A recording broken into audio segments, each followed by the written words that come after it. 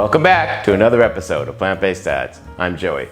We are a vegan, mostly whole food cooking channel, mostly the starch solutions. Sometimes there's some episodes with Tim. If you like what you hear so far, please hit that like button, show us some love, and please think about subscribing and becoming part of the Plant-Based Dads family. If you like getting these videos, you can get them up to 48 hours early by becoming one of our financial supporters. That is through Patreon or PayPal. There's a link to both of them right below this video. Our financial supporters help us get the show together and put the plant-based message out to the public. If you've ever seen the show, or if you're in the Facebook group and you've thought, how can I help? How can I be part of this? That's how you can help. You can become a financial supporter with either PayPal or Patreon. Again, there's a link, both of those below. We could really use your help. All right, so today, a little something different. We're doing a green bean casserole. This is kind of a side dish. I guess you could make a meal out of it. It's more of a holiday dish, but we eat it throughout the year. It starts with when we go to Costco and we see these organic green beans, like a 2-pound bag for $5. And I always think, what could I do with those? Like, they're always there. They always look really fresh, like really green, right? The color's really pungent. And, you know, I don't really care for green beans other than the holidays, and usually they're made with a cream, so I can't eat them. So I thought about this a lot. I've been kind of working with different recipes, and we finally have one that we absolutely love. Now, I don't want to shock anyone, but there's mushrooms in them, and I know that you all love mushrooms, and I know that you know that I hate them. But in this dish, it's absolutely a must, or it just doesn't work. So I can't wait to show this to you. You're absolutely gonna love it. It's a little longer than it takes to do our normal foods. It's not an Instant Pot dish. There is some cutting of vegetables. There's quite a few steps, but I'm telling you, it's absolutely worth the trouble. I would absolutely think about adding this to your holiday rotation. All right, let's get to the food. We're starting off our bean casserole with some beautiful green beans. This is a 2-pound bag from Costco, and look at the color. Those beans are so inviting. They're gonna make an amazing dish. And then those gorgeous onions. Oh, the colors of fall. That yellow and the brown. I mean, you just wanna dig into those, right? Look at that garlic, all ripe and ready to go. You can almost smell it from here. Oh yeah, and there's mushrooms. Let's get started. I'm gonna need to make some cashew cream here, so I'm using this PB2 cashew powder. The ratio to make this is 2 parts powder, 1 part water. I'm taking 2/3 of a cup of powder and dumping it into the bowl, and 1/3 of a cup of water. I'm gonna start with that. I'm gonna grab a spoon here and start mixing it up, and this is gonna give me my cashew butter, because this is actual cashew butter. It'll be too thick, but I wanna get the cashew butter going first. And then I'll start thinning it out to make the cream. So you can see here, I'm using my spoon to mix all this up. And I've got a really good cashew butter consistency going on here. So you can see it's really thick. So I feel like I've got the cashew butter resolved. Now I need to make a cream out of it. So I'm just gonna thin it out with water. I'm gonna keep putting a little bit of water in at a time until I get kind of a cashew cream consistency. Because this will be the sauce as this thing cooks in. So it can't be just like cashew butter. And you can see here, it's kind of all coming together. And now I've used my spoon here, and it's kind of got this syrupy texture. That's what I'm looking for. So this PB2 powder is now a really beautiful cashew cream, and you can see right here, it's ready to go. Now the real work starts. Tim's using the Strong Mini Santoku knife from the Gladiator Series, one of our favorites, and we're gonna start cutting up our onions. We're taking the onions, and we're gonna cut the ends off and kind of peel off that beautiful brown layer. And then after we do that, we're gonna cut the onions in half. You can see here, we're just cutting this one in half and setting it aside and going to the next one. You don't wanna cut them any more than in half because we need to slice them up. Now Tim's taking his knife and just slicing the onions into very thin slices. This is the onion that's gonna like saute and get put on top. So we want it to be decoratively, sliced. We don't want them to be diced up. Now we're just taking all the onions and dropping them right into a mixing bowl here, and they'll just sit in there until we're ready for them. There's one more onion we need. It's a 3rd onion, and this one needs to be diced up. Even though we've got our beautiful Strong knife here, Tim wants to use the chopper, so he's chopping up this thing because it's gonna be garlic too, and he's gonna be chopping that up. So he's taking the last onion here, and it's all diced up, and we're just putting it in a separate little bowl here. Now we've also got a few cloves of garlic. The entire recipe will listed below in the description. And he's just using his chopper to chop up the garlic, so that's ready to go. Then we're taking the garlic that's all chopped up and putting it into a little prep bowl here. Now Tim's freeing the onions. They're all like inside each other, right? So he's just kind of making them all independent so that they coat evenly and not like in clumps. And he's just kind of doing what he has to, going through and make sure that happens. You can see here we have lots of independent onions. A lot of independency going on in this onion bowl. All right, this bowl of onions is ready to go.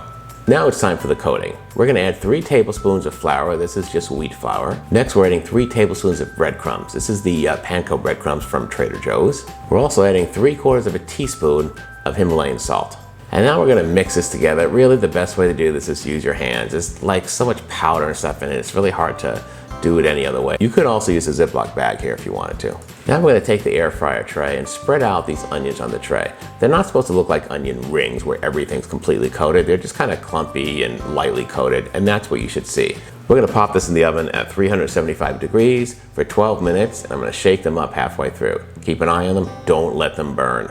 Now it's time to cut our green beans. We've already washed these, and Tim's just getting them all together on one end. He's gathering them and slicing the end off. And then he's flipping them around and gathering them on the other side and slicing the other end off. And then after that, he's gonna keep them grouped and cut them in half. You don't have to do this, but we like them bite-sized. We don't like to dig in with like, you know, the green beans so long, you have to balance it on the fork. We like to make sure they're bite-sized. So you can kind of get your fork in there, get a bunch of it on and put it right in your mouth. And you can see here, Tim's got these beans ready to go. Now it's time to cook them. We're gonna need a very large pot and about 3 to 4 inches of water. Once this thing comes to a boil, we're gonna take our beans and drop them right in. We're only gonna cook them for 5 minutes because we don't want them to discolor. We wanna keep this beautiful green color. So in they go to the boiling water for 5 minutes. I'm gonna grab my wooden spoon here and give it a little mixy-mixy to make sure that they're all like beneath the water. And that's it. Let them cook for 5 minutes, no longer. Once the 5 minutes is up, get them off the heat, get them in a strainer in the sink, strain them good, and then add them to a bowl of cold iced water. Make sure they're all covered. We're actually gonna dump in more ice water on top of it to get those beans to stop cooking. We wanna stop the cooking process completely. And right here, that's what we're doing. These things are done cooking. Otherwise, they'll get too light green and look like canned beans. All right, so my onions are done in the air fryer, and this is kind of what they look like, right? They're not like burned, but they're not raw. They're still kind of cooked, and this is gonna work out well in the recipe. Don't let them get any darker than this. Okay, next is the mushrooms, my least favorite part. So the mushrooms need to be diced. We've got about 16 ounces of washed mushrooms, and Tim is just slicing them and dicing them so they're in tiny little pieces. They're gonna saute with the sauce, so you don't want them in big chunks. You want them diced up. Plus for me, they have to be diced or I'm not gonna eat this. For you mushroom lovers out there, you have at it.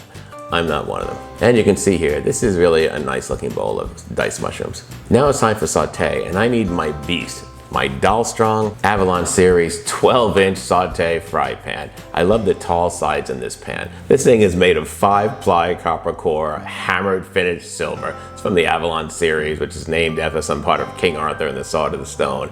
It is a monster, and I absolutely love this. We're adding some water in here. We're gonna saute with water. We don't use oil.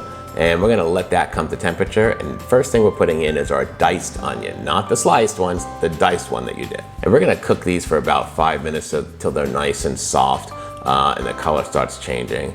You can see here, they're starting to yellow now. They've softened, like they're translucent.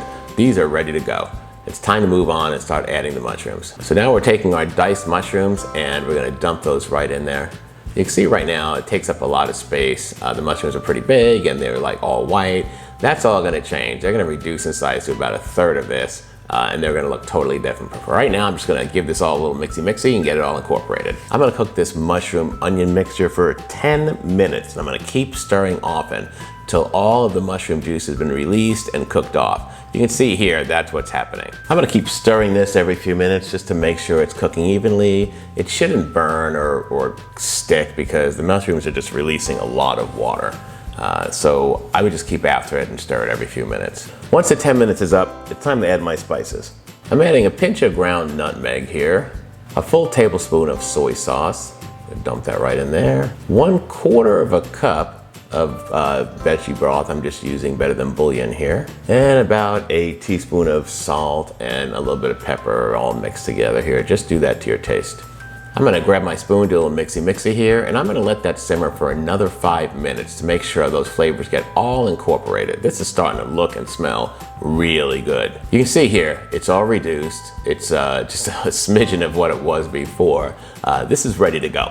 So it's time to add in our other ingredients. Next, I'm gonna add my cashew cream mixture that I made. Look how it kind of pours in and starts, just like syrup. It just kind of takes over and it's filling in the crevices. That's what you want there. If it's too liquidy, it's just gonna be like milk, and we don't want that. So this is the perfect texture right here. I'm gonna mix that up a little bit and get that all incorporated.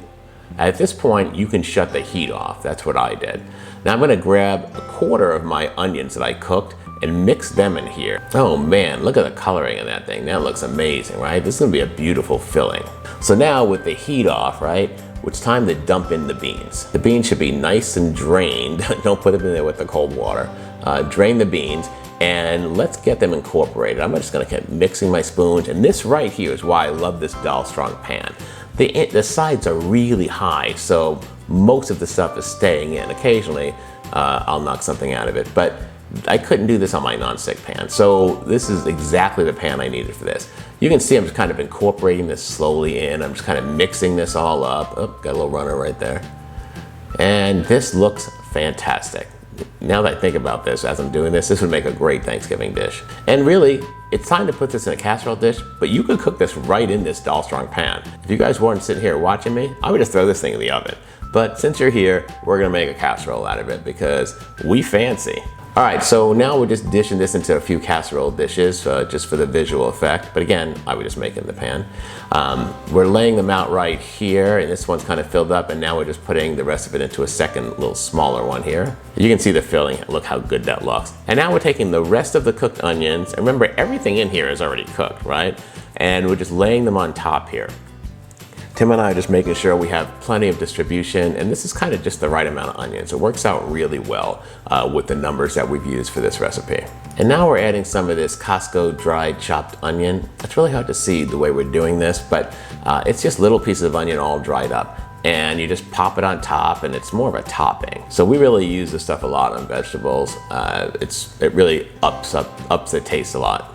All right, so we're gonna drop that on there. We could have really put a lot more, I guess. And then we have a little bit of breadcrumbs in the bag. I didn't want to put back in the closet, so we just sprinkle them on top. You do not need to do this if you don't want. It's just the panko breadcrumbs. And there we have it, 2 beautiful casseroles ready to go into the oven for their final cooking. Or if you're from Minnesota, I guess they're hot dishes. We're gonna throw these in the oven and finish this meal off. All right, we got the oven set to 350 degrees, and we're gonna cook these for 20 minutes. See you in 20 minutes. And here they are. Look how great these look. Ooh, the coloring on this is amazing. I can't wait to eat this. This would make a really good holiday meal. All right, let's grab our bibs and our fork and dig in.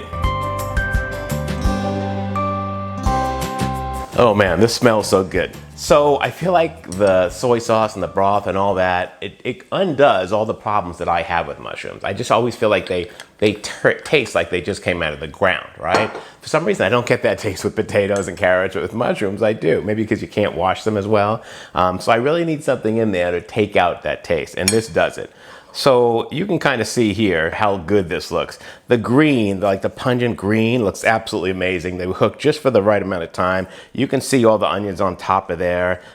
You've got the mushroom filling inside with the onions, and you can see the breadcrumbs sprinkled on top. It smells amazing. I mean, I actually had this for work last week. I took it all week for work, and it was delicious. So we just remade it again because Tim absolutely loves it because there's mushrooms in it. Let's give it a shot.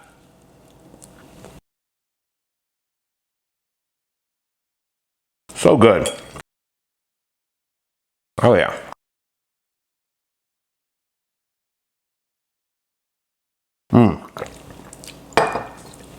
It's interesting because the first few times I've been making this, I've used whole cashews because that's how the recipe is based. It's a cashew cream, creamy sauce.